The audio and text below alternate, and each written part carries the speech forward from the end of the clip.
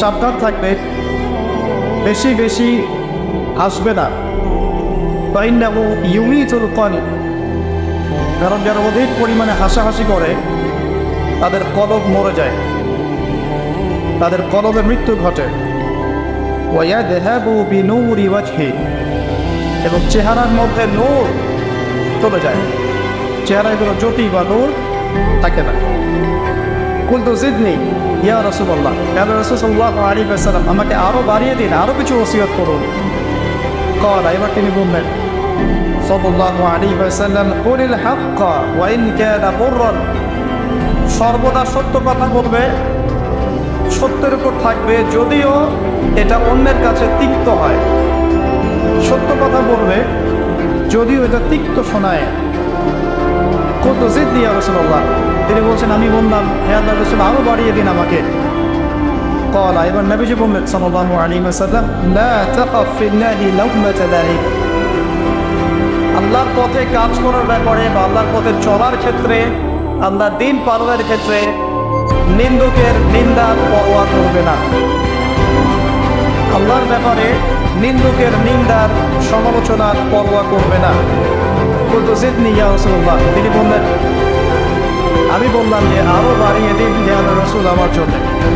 নবী করিম সাল্লাল্লাহু আলাইহি ওয়াসাল্লাম বললেন, قال ليحجزك عن الناس ما تعلم من نفسك, যখন মানুষের ব্যাপারে তোমার নেগেটিভ কোনো মন্তব্য করতে হয় বা কারো ব্যাপারে যদি নিন্দা করতে চাও, এরকম ইচ্ছা জাগে মনের মধ্যে, তাহলে আগে চিন্তা করবে যে এই দোষটা তোমার মধ্যে আছে কিনা।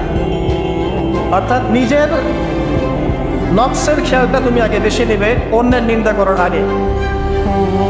রাওয়াহুল বাইহাকি, হাদিসটা এসেছে বাইহাকি শরীফের মধ্যে ফি শুআবুল ঈমান, এবং মিশকাতুল মাসাবিহের মধ্যে এসেছে হাদিসটা 414 এবং 415 পৃষ্ঠায়। অত্যন্ত চমৎকার একটা হাদিস। আজকে আমরা ইনশাআল্লাহ আযজা ওয়া জাল এই হাদিসের উপরে সামান্য কিছু কথা বলে আমাদের আলোচনা শেষ করবো ইনশাআল্লাহ তাআলা। আবু যর রাদিয়াল্লাহু আনহু একজন বিশিষ্ট সাহাবী, আপনারা জানেন, যার ব্যাপারে নবী করিম সাল্লাল্লাহু আলাইহি ওয়াসাল্লাম বলেছিলেন, আবু যর তুমি খুব নরম মানুষ, তাই কখনো দায়িত্ব চেয়ে নিও না, কারণ তোমার উপরে যদি 2 জন মানুষের দায়িত্ব দেয়া হয় তোমাকে যেন ছুরিবিহীন জবাই করে দেওয়া হবে। আবু যর রাদিয়াল্লাহু আনহু খুব আধ্যাত্মিক নরম মনের মানুষ ছিলেন। তিনি নবী সাল্লাল্লাহু আলাইহি ওয়াসাল্লামকে খাস করে বলছেন, এটা আমভাবে নয়, আমি যেমন আমভাবে সবার উদ্দেশ্যে কথাগুলো বলছি, এভাবে আমভাবে নবীজির এই কথাটা তাকে বলেন, বরং খাসভাবে বলেছেন, পার্সোনাল নাসিহাত, ইন্ডিভিজুয়ালি বলেছেন। তিনি বলছেন যে আল্লাহর রাসূল আমাকে কিছু নসিহত করো, কিছু ওসিয়ত করো। ওসিয়ত কি জিনিস? যেমন কেউ চলে যাওয়ার আগে ওসিয়ত করে, বাবা ইন্তেকাল করছে তার আগে ওসিয়ত করে, মাকে দেখিস, বন্ধুদেরকে খোঁজখবর রাখিস, সন্তানদের ব্যাপারে খোঁজখবর রাখিস ইত্যাদি। ওসিয়ত করা মানে যার যে কথাগুলো আমরা অক্ষরাম করে পালন করতে চাই, প্রতিশ্রুতি ব্যক্ত করি, এরকম কথা কংগ্রেসের সাথে একটু চিন্তা করেন। নবী করিম সাল্লাল্লাহু আলাইহি ওয়াসাল্লাম যদি আপনাকে আমাকে খাস করে কোনো জায়গায় ডেকে নিয়ে কথাটা বলতেন কেমন হতো? মনে করেন নবী সাল্লাল্লাহু আলাইহি ওয়াসাল্লাম জীবিত আছেন বা আমরা তার সাক্ষাৎ পেয়েছি, আমরা কেউ একজন আমাদের মধ্যে গিয়ে থেকে বললেন, ইয়া রাসূলুল্লাহ আমাদের কিছু নসিহত করেন, আমাকে খাস করে কিছু ওসিয়ত করেন, তখন এই ওসিয়তগুলো স্পেশাল হবে এবং আপনি আমি কখনোই চাইবো না জীবন চলে গেলেও এগুলোর কোনো একটা আমরা ছেড়ে দেই, তাই না? আবু যর রাদিয়াল্লাহু আনহু এই সুযোগটা নিয়েছেন। নবী সাল্লাল্লাহু আলাইহি ওয়াসাল্লাম বলছেন, প্রথম যে উসিকা বিতাকওয়াল্লাহ, আমি তোমাকে সর্বপ্রথম ওসিয়ত করছি তুমি আল্লাহকে ভয় করবে। তাকওয়া কি জিনিস? নবীজি বলছেন, ফাইন্নাহু আসয়ানু লিয়ামলিকা কুল্লি, এই তাকওয়াটাই সমস্ত কাজের সৌন্দর্য গঠন করবে তোমার জীবনে।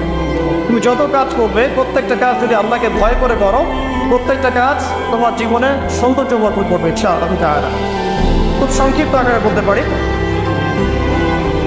আল্লাহ রাব্বুল আলামিনের তাওহীদের সাথে কাউকে শরীক না করা, এক কথায় আল্লাহর সাথে শিরক না করার নাম তাকওয়া। ঠিক আছে?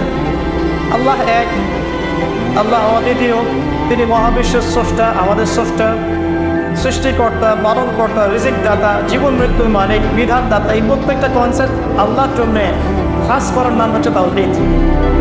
এখানে যদি আমরা কাউকে সমকক্ষ দাঁড় করি তাহলে শিরক হয়ে যাবে।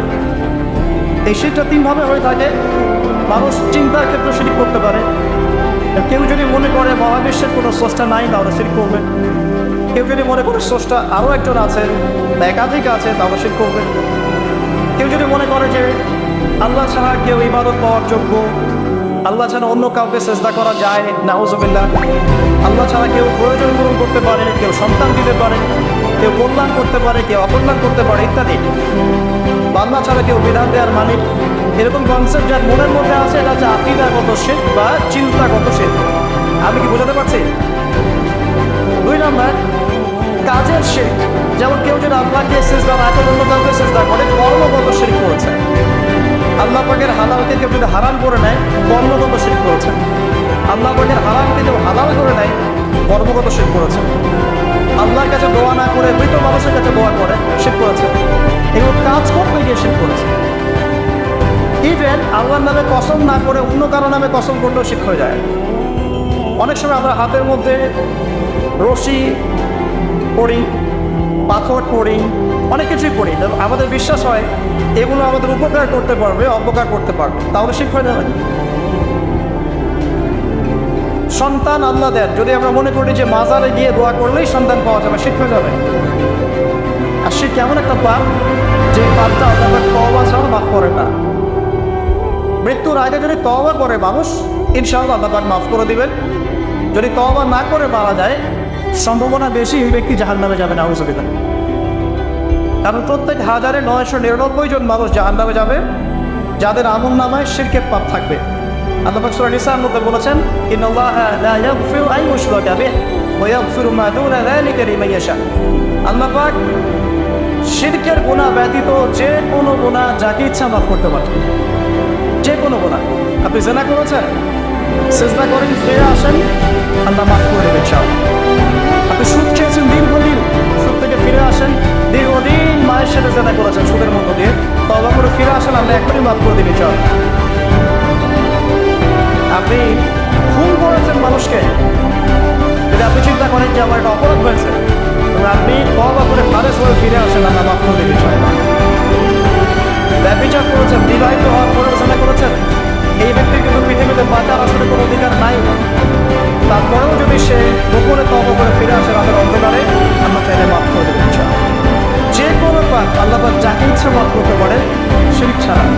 শিরক যদি তওবা না করে মারা যায়, বেশিরভাগ সম্ভাবনা হচ্ছে সে জাহান্নামে যাবে।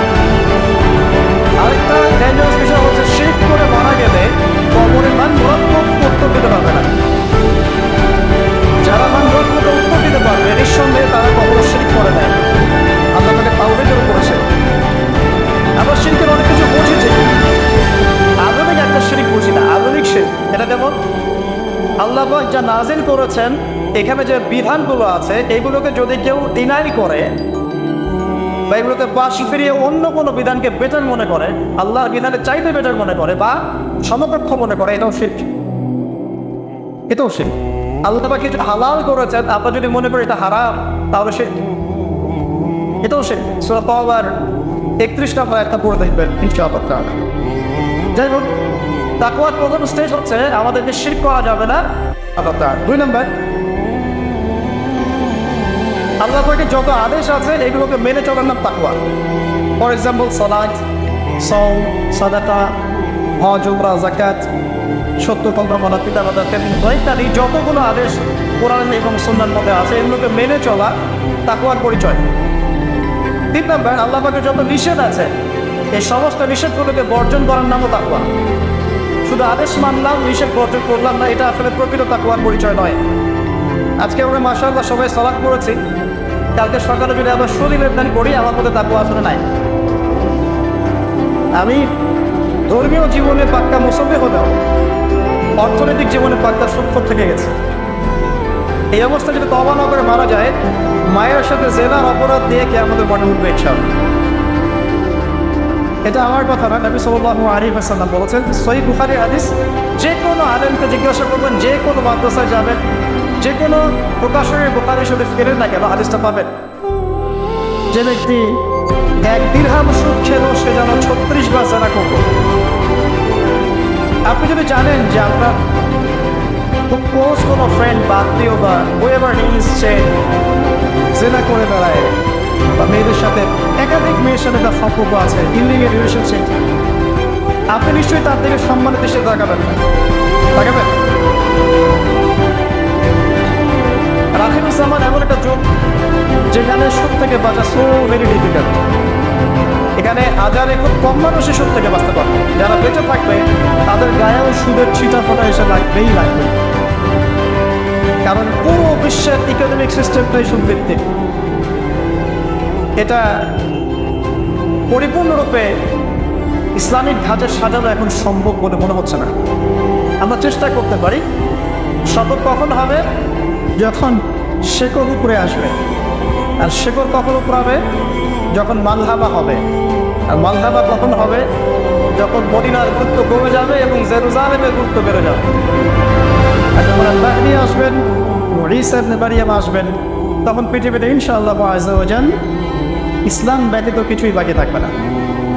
তখন ইনশাআল্লাহ তাআলা উপরের লেভেল থেকে সুদ বলতে কিছু থাকবে না ইনশাআল্লাহ। তবে এখন কি করবেন? ফাত্তাকুল্লাহা মাসতাতা'তুম। এখন এতটুকু করবেন, ফাত্তাকুল্লাহা মাসতাতা'তুম। তোমরা সাধ্যমতো আল্লাহকে ভয় করো। আপনার সাধ্য যতটুকু বলায় এতটুকু আপনি দূরে থাকবেন। পারতপক্ষে চেষ্টা করবেন সুদ যেন আপনার গায়ে না লাগে। আল্লাহ পাক বোঝার তৌফিক দান করুন, আমিন। বলছিলাম, আল্লাহ পাকের নিষেধগুলোকে বর্জন করার নাম তাকওয়া। নামাজ পড়ছি, রোজা রাখছি, যাকাত দিচ্ছি না, এদিকে সুদ খাচ্ছি, হারাম রিলেশনশিপে আছি, বা পরকীয়ায় লিপ্ত আছি, বা মানুষের সম্পদের অধিকার দিচ্ছি না, ব্যবসা করছি। আর ব্যবসা যারা করি আমরা বেশিরভাগই মিথ্যা কথা বলি। আমরা ব্যবসা যারা করি ম্যাক্সিমাম মিথ্যা কথা বলি, মিথ্যা কসম করি। এবং আমাদের এই মিথ্যা কসম প্রতারণার কারণে জালেম শাসকের শাসন চাপিয়ে দেওয়া হয় আল্লাহর পক্ষ থেকে। এটা হাদিসে এসেছে। যখন ব্যবসায়ীরা প্রতারণা করবে, মিথ্যা কসম করে পণ্য বিক্রি করবে এবং মাপে কম দিবে, সিন্ডিকেট করবে, তখন আল্লাহর পক্ষ থেকে দুইটা আযাব আসে। এক, জালেম পরশর থেকে চাপিয়ে দেওয়া হয়, যারা এদের প্রচলন করবে। দুই, সমাজের মধ্যে দুর্ভিক্ষ নেমে আসে। এগুলো নবী সাল্লাল্লাহু আলাইহি ওয়াসাল্লামের কথা, বদলানোর কোনো সুযোগই নেই। আজও তার কারণে এগুলো কমে যাবে ইনশাআল্লাহ, তাহলে যদি না আমরা আমাদের জায়গা থেকে সরে আসি। যারা আমরা ব্যবসা করছি অনেকেই মিথ্যা কথা বলে ম্যাক্সিমাম, এবং মনে করি যে ব্যবসায় এগুলো মিথ্যা বলা জায়েজ, এটা ব্যবসার অংশ মনে করি আমরা। সৎ ব্যবসায়ী কিয়ামতের দিন নবীগণের সাথে থাকবেন। যারা সৎ ব্যবসায়ী তারা কিয়ামতের মাঠে নবীগণের সাথে হাসর করবেন। ছাঁচে খুঁজে পাবেন না, এখন খুব কম সৎ ব্যবসায়ী পাবেন। যাই হোক, যেটা বলছিলাম ভাই, প্রিয় ভাইয়েরা, যে শুধু আদেশ মানার নাম তাকওয়া নয়, নিষেধটা বর্জন করতে হবে। আমরা নামাজ রোজা হজ জাকাত সবই করছি মাশাআল্লাহ, ব্যবসায়িক জীবনে মাপে কম দিচ্ছি, ইকোনমিক লাইফে সুদ খাচ্ছি, আর পলিটিক্যাল লাইফে আমি কোনো কথা বলতে চাচ্ছি না। সেখানে কতটুকু আল্লাহ কতটুকু রাসূল আছে তো আল্লাহ ভালো জানেন, আল্লাহ বিচার করবেন। আমি মৌলিক কথাগুলো বলছি। দেখেন, ফ্যামিলিগত ব্যাপারে আপনারা দেখবেন বাহ্যিকভাবে ইসলামের লেবাস পোশাক আছে ঠিকই, বাট ভিতরে অরিজিনাল ইসলাম নাই। দেখুন, পরিবারে ম্যাক্সিমাম পরিবারে যেটা পর্দা দেয়, নামাজের ব্যক্তির অল্প পড়া। আর নামাজের চিন্তা হলে আপনাকে ফজর জামাতে আসতে হবে। নামাজের চিন্তা হলে আপনাকে ফজর জামাতে আসতে হবে। এই মসজিদেই আজকে ফজরে আসবেন, দেখবেন এই যে মুসল্লি যারা বসে আছেন তাদের 50% নাই ইন্নাল্লাহ। তো আমরা পার্সিয়ান ইসলাম ফলো করছি, কিছু মানছি কিছু মানছি না। আল্লাহ বলছেন এটা না, পরিপূর্ণরূপে ইসলামে প্রবেশ করো এবং এটার নাম তাকওয়া। ওসিকুম বিতাকওয়া আল্লাহ, আমি তোমাকে আল্লাহর তাকওয়া, আল্লাহকে ভয় করার ওসিয়ত করছি, খাস করে অনুরোধ করছি, ওসিয়ত করছি। আদেশ মানার নাম যেমন তাকওয়া, নিষেধ বর্জনের নাম তাকওয়া। শুধু আদেশ মানলেই হবে না, নিষেধগুলো বর্জন করার চেষ্টা করতে হবে। আমরা এই জায়গাটাতেই সমস্যা করছি। আদেশ আমরা অনেকেই পালন করতে পারি, আলহামদুলিল্লাহ, নামাজ পড়তে পারি, রোজা রাখতে পারি, অনেকে যাকাত দেই, মাশাআল্লাহ, সাদাকা করি, দান সাদাকা করি, ইসলামের প্রতি ভালোবাসা আছে, আল্লাহ এবং রাসূলকে মহব্বত করি, কিন্তু হারাম রিলেশনশিপ ছাড়তে পারছেন না। দেখবেন অ্যাফেয়ার ছাড়তে পারছেন না, প্রিমিক্সিং ছাড়তে পারছেন না, রিভার ছাড়তে পারছেন না, আপনার ব্যাগ পরকীয়া ছাড়তে পারছেন না, অহেতুক যে নোংরা অপসংস্কৃতি ছাড়তে পারছেন না। খেয়াল করে দেখেন, স্মোকিং ছাড়তে পারছেন না, মাদকদ্রব্য সেবন ছাড়তে পারছেন না, বাট আপনি ইসলামকে ভালোবাসেন, আল্লাহকে ভালোবাসেন, রাসূলকেও ভালোবাসেন। এইটাই মূল সমস্যা আমাদের এখানে। আমি ফিল করি আল্লাহ পাক আমাদের সবাইকে আদেশ মানার সাথে সাথে নিষেধ বর্জন করার তৌফিক দান করুন। আমিন। 4, আল্লাহ রাব্বুল আলামিনকে হাজির এবং নাজির জানার নাম তাকওয়া। হাজির নাজির কেমন? যে আমার জীবনের প্রতিটা স্টেপ আল্লাহ পাক দেখছেন এবং শুনছেন।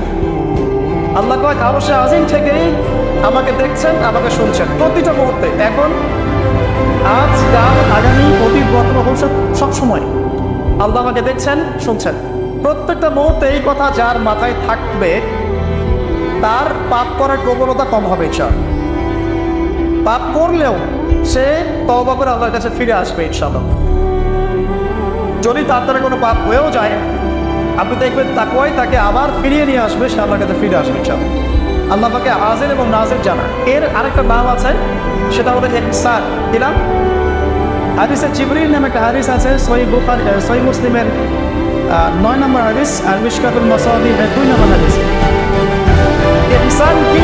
জিবরাইল আলাইহিস সালাম নবী সাল্লাল্লাহু আলাইহি ওয়াসাল্লামকে জিজ্ঞাসা করেছিলেন। তিনি বলছেন, আনতা আবুদুল্লাহা কাআন্নাকা তারা ওয়া ইন লাম তাকুন তারাহু ফাইন্নাহু ইয়ারাক।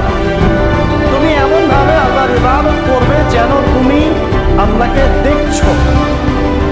ওয়া ইন লাম তাকুন তারাহু ফাইন্নাহু ইয়ারাক। এবং তুমি যদি আল্লাহকে দেখতে না পাও, তুমি সবসময় মনে রাখবে আল্লাহ পাক তোমাকে দেখছেন। এই কনসেপ্টটার নাম হচ্ছে ইহসান, যেটা আমাদের তাকওয়া দিবে ইনশাআল্লাহ। এই ইহসান থাকে আমাদের মধ্যে। নামাজ পড়ছি, দেখবেন আমাদের মনোযোগ বেশিরভাগই কিন্তু থাকে না।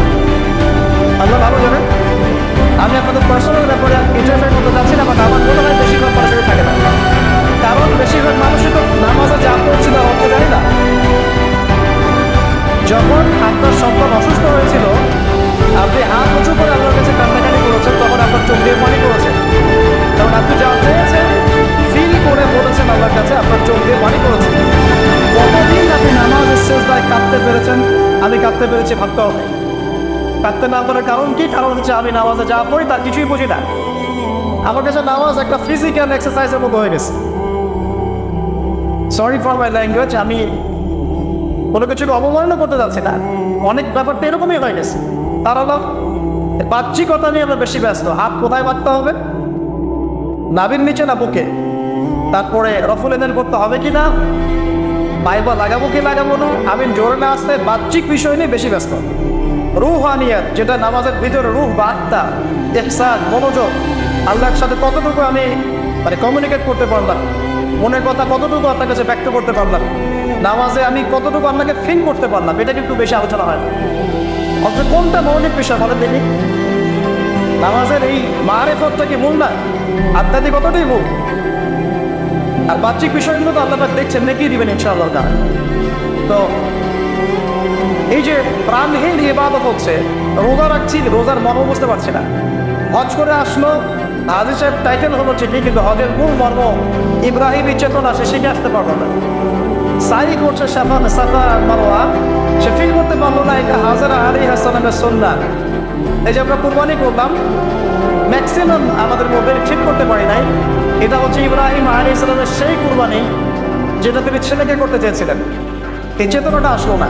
তো রসকসহীন ইবাদত কতটুকু কবুল হয়, প্রাণহীন ইবাদত কতটুকু উপরে পৌঁছে আল্লাহ ভালো জানেন। তো যে বিষয়টা নিয়ে এই কথাটা বললাম, ইনসান হচ্ছে সেই জিনিস যেটা আমাকে মনে করাবে আমি আল্লাহ আমাকে দেখছি, শুনছি, বা আল্লাহ আমাকে দেখছেন এবং শুনছেন। এর জন্য প্রয়োজন আপনি ইবাদতে যা যা করছেন, যা যা বলছেন, এর অন্তত অর্থটুকু বোঝা। তাহলে আপনার ইনশাআল্লাহ মনের মধ্যে সেই ফিলিংসটা আসবে ইনশাআল্লাহ। ফর এক্সাম্পল, আপনি নামাজে দাঁড়িয়ে পড়ছেন, ওয়ানুনাজ্জিলু মিনাল কুরআন মা হুয়া শিফাউন ওয়া রাহমাতুল লিল মুমিনিন ওয়া লা ইয়াজিদু যালিমিনা ইল্লা খাসারা। এই আয়াতের অর্থ কতজন জানেন? একটু হাত উঁচু করে দেন। যারা জানেন তারা যদি আয়াতটা কোরআনে নামাজের মধ্যে পড়েন, তারা মনোযোগ বেশি পাবেন। স্বাভাবিক। অর্থ হচ্ছে কোরআন আমরা নাজিল করেছি, এই কোরআনের মধ্যেই আছে শিফা বা আরোগ্য এবং মুমিনদের জন্য রহমত। যখন আপনি বুঝতে পারবেন তখন কি নামাজে মনোযোগ পারবে না? সুবহান রাব্বিয়াল আ'লা বলছেন, সর্বোচ্চ আমার রব, আমাদের সর্বোচ্চ সুউচ্চ, তখন আপনার মনোযোগ পারবে না? আত্তাহিয়াতুতে আপনি কি বলছেন, দরুদে কি পড়ছেন, দোয়া মাসুরে বলছেন, আল্লাহুম্মা ইন্নী যালামতু নাফসি যুলমান কাসীরা, আল্লাহ আমি আমার নফসের উপর প্রচুর জুলুম করেছি। তখন কি ফিলিংস হয় যে জুলুমের এখানে স্বীকারোক্তি দিচ্ছি আমি? কারণটা একটাই কারণ, কথা বললে অনেক সময় যাবে, আমার আরও কিছু বলার আছে, যে অর্থটা বুঝতে পারছি না। অর্থ না বুঝলে আপনি রসকসহীন প্রাণহীন ইবাদত করবেন। অর্থ বোঝাটা কি অপরাধ? অর্থ বুঝলে কি আপনি আলে বলা থেকে সরে যাবেন, দূরে সরে যাবেন? আর সব কিছুর অর্থ তো আপনি ব্যাখ্যাটা বুঝতে পারবেন না। তখন আপনি আলে বলার কাছে আসবেন, এসে জিজ্ঞাসা করবেন, ব্যাখ্যা জেনে নেবেন, সিম্পল। তো অর্থ অনুধাবন করলে ইনশাআল্লাহ তাআলা আপনার ইনসান বাড়বে, যেটা আমাকে তাকওয়ার দিকে নিয়ে আসবে। ইনসান মানে আপনাকে হাজির নাজির জেনে ইবাদত করা। আরেকটা বিষয়, ইবাদতের মধ্যে ধীরস্থিরতা আনতে হবে, তাড়াহুড়া বন্ধ করতে হবে। তাড়াহুড়া বন্ধ করলে পরে দেখবেন ইবাদতের মধ্যে স্বাদ পাচ্ছে ইনশাআল্লাহ। দুনিয়াবি হ্যাসেল, দুনিয়াবি যে ব্যস্ততা একটু কমিয়ে আনতে হবে, তাহলে দেখবেন ইবাদতের স্বাদ পাচ্ছেন ইনশাআল্লাহ। প্রত্যেকটা ইবাদতের পটভূমি জানতে হবে, নামাজ আমি কি জন্য পড়ি, কোথায় গিয়ে ফরজ হয়েছে, কোরবানি কেন দিব, কোরবানির ইতিহাসটা কি, হজ আমি করবো ঘটনা কোনো পিছনের গল্পগুলো কি, এগুলো না জানলে আপনি ইবাদতের স্বাদ পাবেন না। এই জিনিসগুলো একটু কাজ দিলাম। আল্লাহ পাক আপনার সবাইকে ইনসানের সাথে ইবাদত করার তৌফিক দান করুন। তো প্রথম নসিহত করছেন নবী সাল্লাল্লাহু আলাইহি ওয়াসাল্লাম আবু যর রাদিয়াল্লাহু আনহুকে, তুমি আপনাকে ভয় করবে, এটা তোমাকে সমস্ত আমল সুন্দর করে দেবে, সৌন্দর্যমণ্ডিত করে দেবে। তারপর মানে আমরা জানলাম আল্লাহর সাথে শিরক না করা, তাওহীদের উপর থাকা, ওই আল্লাহ পাকের আদেশগুলোকে মেনে চলার চেষ্টা করা। 3 নাম্বার, একই সাথে অ্যাট দ্য সেম টাইম আল্লাহ পাকের নিষেধগুলোকে বর্জন করা। 4, আল্লাহ পাককে হাজির এবং নাজির জানা। আল্লাহ পাক আমার প্রতিটা কাজ দেখছেন, শুনছেন, এবং এগুলোর জন্য আল্লাহ পাক আমাকে জবাবদিহি করাবেন, কোনো সন্দেহ নাই, জবাবদিহি করাবেন। তো বিদায় হজের ভাষণে নবী সাল্লাল্লাহু আলাইহি ওয়াসাল্লাম বলেছিলেন, এই তাকওয়ার কথাই বলেছেন। তিনি বলেছিলেন সাল্লাল্লাহু আলাইহি ওয়াসাল্লাম যে আজকে থেকে আরবের উপর অনারবের কোনো ভেদাভেদ নাই, সাদার উপর কালো, কারোর উপর লালের কোনো ভেদাভেদ নাই। কুল্লুকুম মিন আদম, তোমরা সবাই আদম সন্তান, ওয়া আদামু মিন তুরাব, এবং আদম হচ্ছে মাটির সন্তান। ইল্লা তাকওয়া, শুধু তাকওয়া ব্যতীত, যার মধ্যে আল্লাহ ভীতি যত বেশি, সে আল্লাহর কাছে তত বেশি মর্যাদা সম্পন্ন। সূরা হুজুরাতেও সেম কথা আছে, 13 নম্বর আয়াতে আল্লাহ পাক বলেছেন, ইয়া আইয়ুহান নাস, হে মানব জাতি, ইন্না আক্রামাকুম ইনদাল্লাহি আতকাকুম, হে মানব জাতি, তোমাদের মধ্যে আল্লাহর কাছে সবচেয়ে বেশি মর্যাদা সম্পন্ন সেই ব্যক্তি যে অধিক মুত্তাকি বা অধিক তাকওয়াওয়ালা। এবং এই তাকওয়ার পজিশনটা কোথায় সেটা নবী সাল্লাল্লাহু আলাইহি ওয়াসাল্লাম বলেছেন। এটা আমার টুপিতে নাই, আমার দাড়ি, আমার লেবাস, আমার পোশাক, আমার চলাফেরা, এইসবের মধ্যে তাকওয়ার প্রকৃত পরিচয় নাই। নবী করিম সাল্লাল্লাহু আলাইহি ওয়াসাল্লাম বলেছেন, তাকওয়া হাহুনা, তাকওয়া হচ্ছে এখানে, এই বলে তিনি কলিজার থেকে 3 বার ইশারা করেছেন। অর্থাৎ তাকওয়ার মূল কেন্দ্র কোথায়? আপনার কলবে। আর কলব সংক্রান্ত একটা কথা কিন্তু হাদিসের মধ্যে আসবে একটু আগে, কিছু একটা কাজ করলে কলবটা মরে যাবে, সে কাজটা কি আমরা হাদিসে ধরতে পারছি, সামনে আছে চল। তো কলবের ব্যাপার তাকওয়া, তাহলে কলবের যত্ন নাও থাকেন। আমরা দেহের যেমন যত্ন নেই, পোশাকের যত্ন নেই, পরিবারে থাকতে পছন্দ করি, বাড়ি ঘর চকচকা রাখতে পছন্দ করি, তাই না? তো তাহলে কলবটাও পরিষ্কার করার চেষ্টা করতে হবে। কি করলে কলবের যত্ন হবে তার কথা এই হাদিসে আছে, একটু সামনে যাচ্ছি সব। আমি ওই হাদিসের বাইরে কিছু কথা বলছি। কলবের যত্ন, বেশি বেশি মওদের স্মরণ এবং পরকালের ফিকির, কলবকে চিন্তা করবে ইনশাআল্লাহ। মনের মধ্যে কোনো প্রকার রিয়া অহংকার রাখা যাবে না, কলব জীবিত হবে ইনশাআল্লাহ। কারো প্রতি হিংসা বিদ্বেষ পোষণ করবেন না, কলব চিন্তা থাকবে ইনশাআল্লাহ।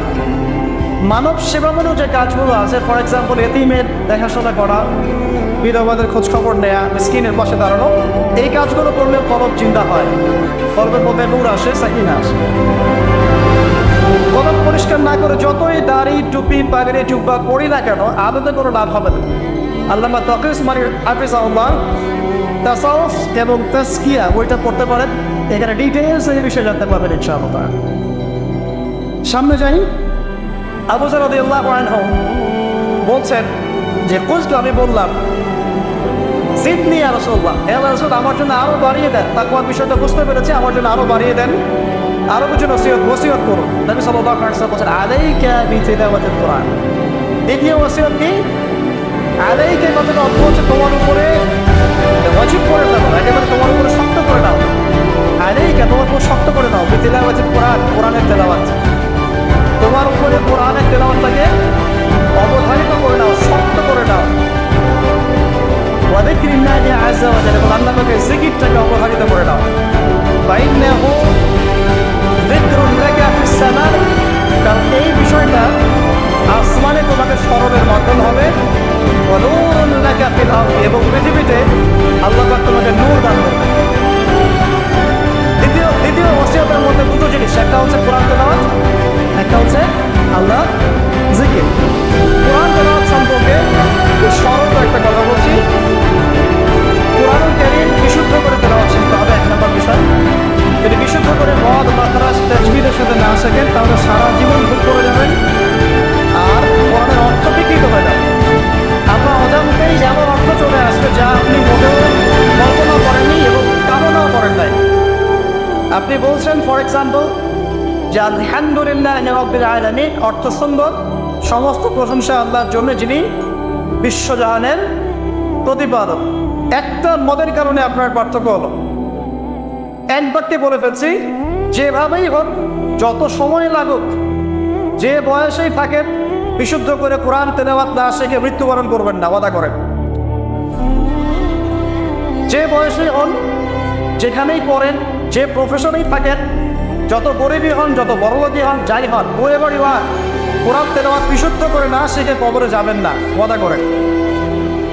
সারা জীবনে যা করেছেন, যত কিছু শিখেছেন, আপনার সায়েন্স, আপনার আর্টস, আপনার commerce, medical science, engineering, BCS cadre, যা কিছু করেছেন, সব কিছু বৃথা হয়ে যাবে যদি পরকালে আপনি কুলসিরাত পারাতে না পারেন। আর আল কোরআনুল হুজ্জাতুন লাকা ওয়া আলাইকা, কোরআন হয় তোমার পক্ষে দলিল হবে, না হলে বিপক্ষে।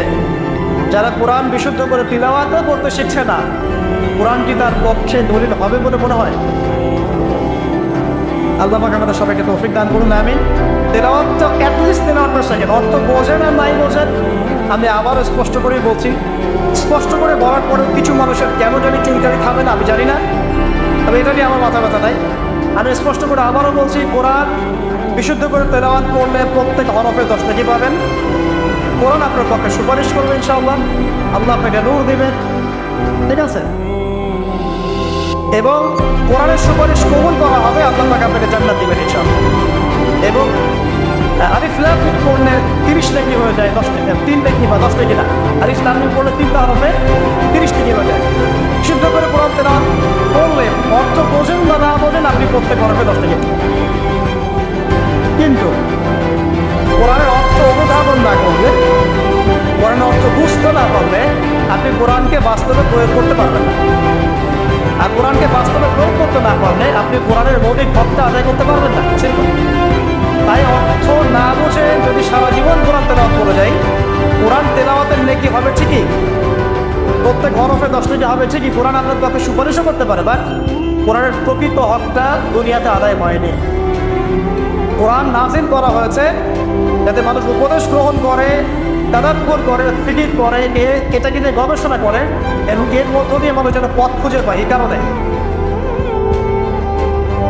আপনার স্কুল, কলেজ, ইউনিভার্সিটিতে যা পড়ছেন, এগুলো হলো সরাসরি ফার্সি ভাষায় হতো বা টার্কিশ ভাষায় হতো বা রাশিয়ান ভাষায় হতো, এবং আপনি এগুলো অর্থ জানেন না, শুধু পরে তারা মুখস্থ করেন। তাহলে কি আপনি আদৌ পরীক্ষায় পাস করতে পারবেন? প্রশ্নের উত্তর দিতে পারবেন?